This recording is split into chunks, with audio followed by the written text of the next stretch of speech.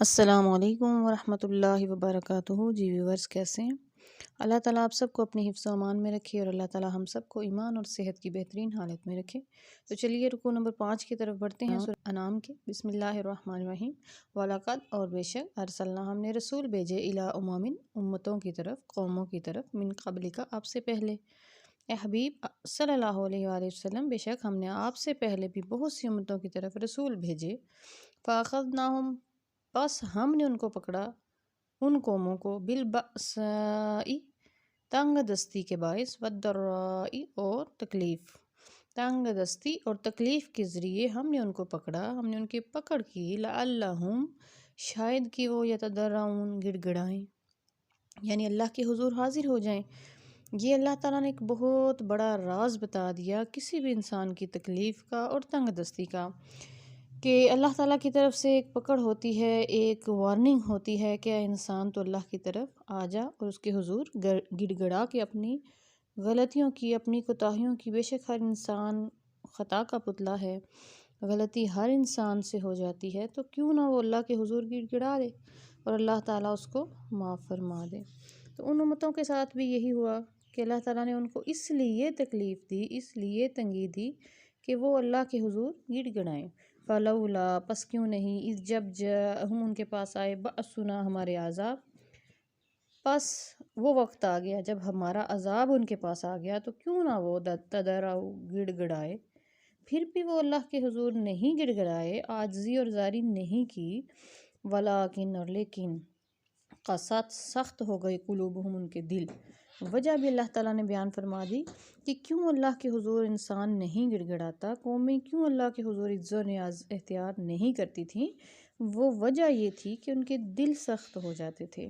وَزَيَّنَ اور سجا دی لہم ان کے لیے، شیطان نے، اور سجا دی ان کے لیے شیطان نے، ما کانوا جو یعملون وہ عمل کرتے تھے۔ شیطان کہتا تھا کہ جو تم عمل کر رہے ہو یہ بڑے بہترین ہیں۔ ان کے سامنے جب وہ چیز سجی ہوئی سنوری ہوئی آتی تھی، ان کو وہ اچھی لگتی تھی، تو اس لیے وہ گناہوں پر ہی مصر رہے، اصرار کرتے رہے اور گناہ ہی کرتے رہے۔ فلما پس جب نسو بھول گئے، ما جو ذکر نصیحت کی گئی تھی ان کو، بھی جس بات کی، فتحنا تو ہم نے کھول دیے۔ ایک اللہ کی آزمائش تنگی اور تکلیف کی صورت میں ہوتی ہے، لیکن ایک اللہ کا عذاب اللہ کی ڈھیل کی صورت میں بھی آتا ہے۔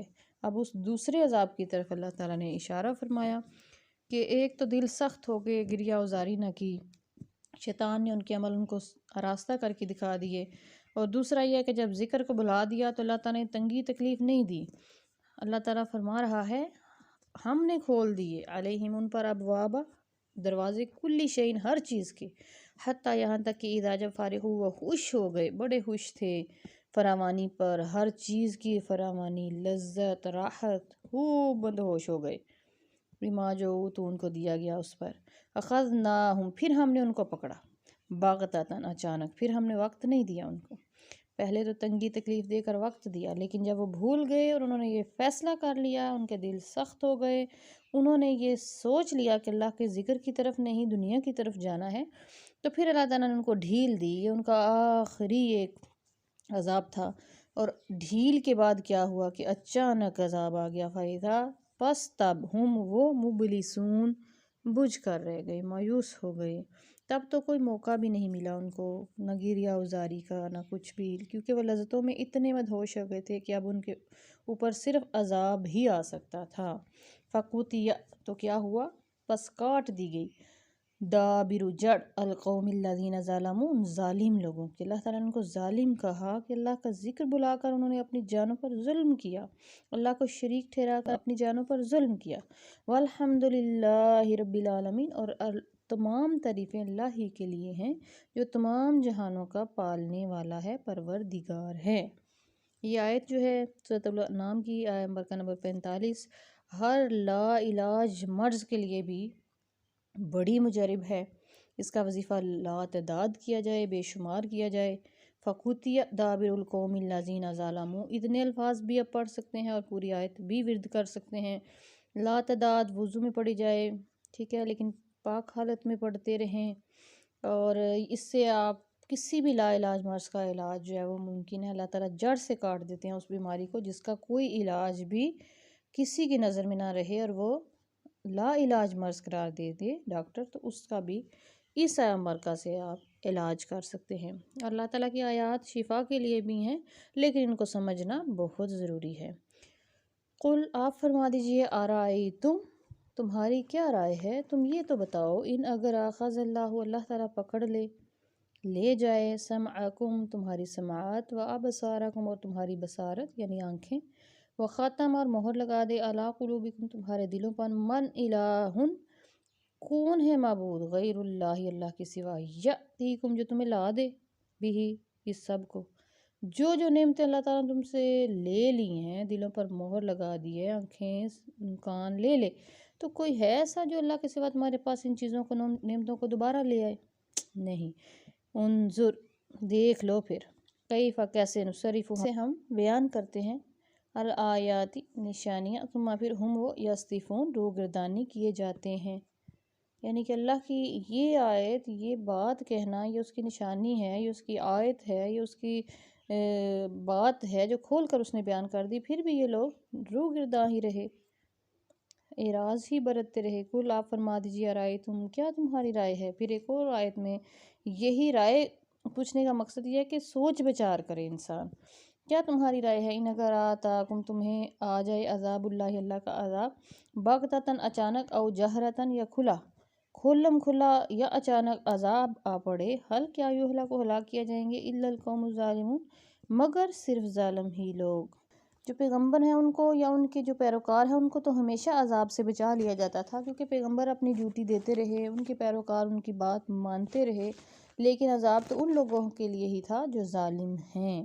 وَمَا نُرْسِلُ اور نہیں ہم بھیجتے پیغمبروں کو الا مگر مبشرین خوشخبری سنانے والا، ومنذرین اور ڈر سنانے والا بنا کر، ومن آمن پس جو کوئی ایمان لائے، واصلح اور اصلاح کر لے، فلا خوف علیہم تو نہیں خوف، فلا ہم یحزنون اور نہ وہ غمگین ہوں گے، ان پر کوئی خوف نہیں ہوگا دنیا میں نہ آخرت میں وہ غمگین ہوں گے۔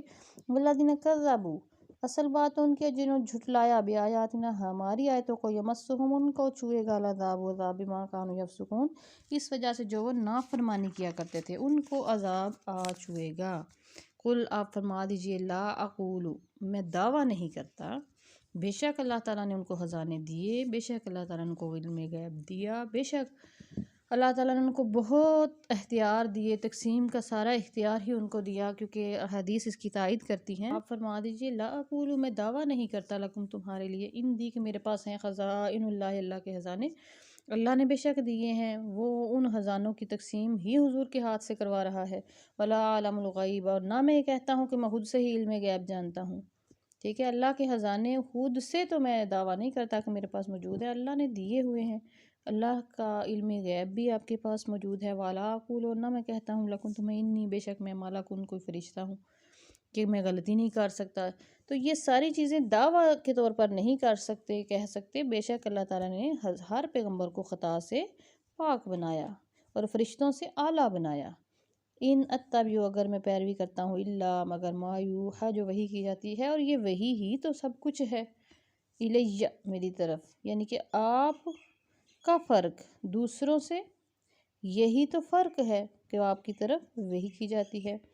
ہر عام انسان سے، ہر عام بشر سے پیغمبر کا فرق ہی یہ ہے کہ اس کی طرف وحی کی جاتی ہے۔ قل آپ فرما دیجئے حل یستوی الاعمی کیا برابر ہے اندھے والبصیر اور دیکھنے والے، افلا تتفکرون کیا تم غور و فکر نہیں کرتے۔ اس غور و فکر کے ساتھ آج کے یہ رکوع نمبر 5 مکمل ہوا۔ انشاءاللہ رکوع نمبر 6 کے ساتھ ملاقات ہوگی۔ اپنا خیال رکھیے گا اور اپنے اس چینل کا بھی۔ والسلام علیکم ورحمۃ اللہ وبرکاتہ۔